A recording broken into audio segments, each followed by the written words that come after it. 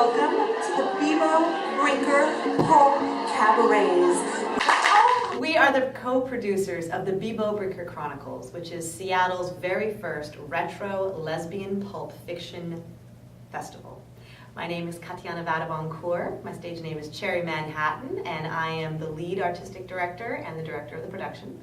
Hi, I'm Sasha Summer-Cousineau, and my stage name is Diva La Deviant. My role in this production is I'm the lead cabaret producer. Hello, I am Donna Stewart, also Lila LaCour, and my role on this cabaret is the lead administrative producer. And company manager. And company manager.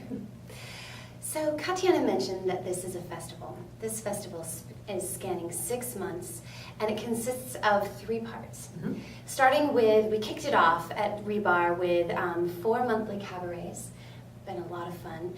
Backstory, a little bit of like the dirtier side of who these characters are, where they came from, the night version. Exactly. We talked, I mean, each cabaret had one character that we focused on, which was really fun.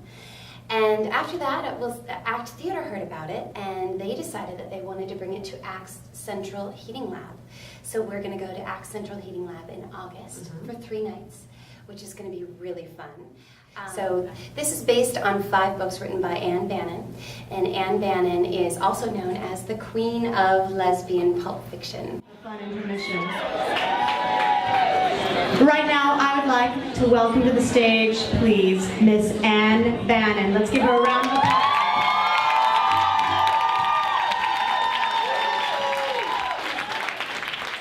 I'm really excited about, and at the end, she wrote, "We're still twinkling."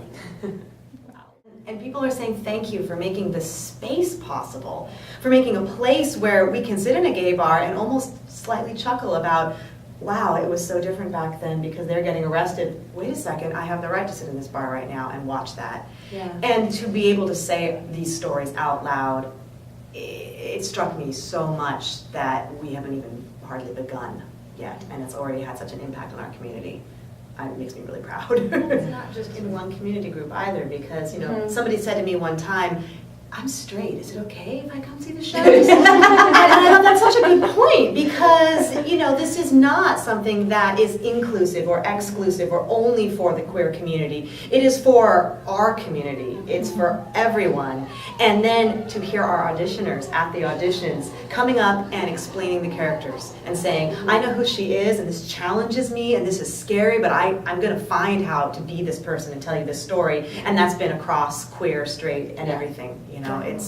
It's been really, really a way to merge these communities all together. Because What entertainment has been most rewarding is, when we first started doing this project, actually, I was sold on things like the fact that it was a lesbian, pinup, burlesque-inspired, very sexy series based on these pulp novels. So, honestly, I was sold by the sex.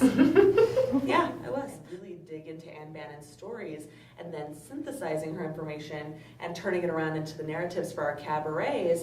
I was really struck at moments where I was thinking, whew, thank God it's not as bad for queers now as it was in the 50s. We're not pathologizing queers anymore. It's not considered a mental health issue, and we're not throwing women in jail automatically just because they showed up in a bar with 2 articles of male clothing, and there's not the same overt repression of gay people. So, woo, thank God I live in the year 2011. But then that's coupled with this other afterthought where I'm like, but wait a minute, have we come that far? I mean, it's not as overt anymore, but there's still a lot of repression of gay bodies, and right now it's happening within the discourse of rights.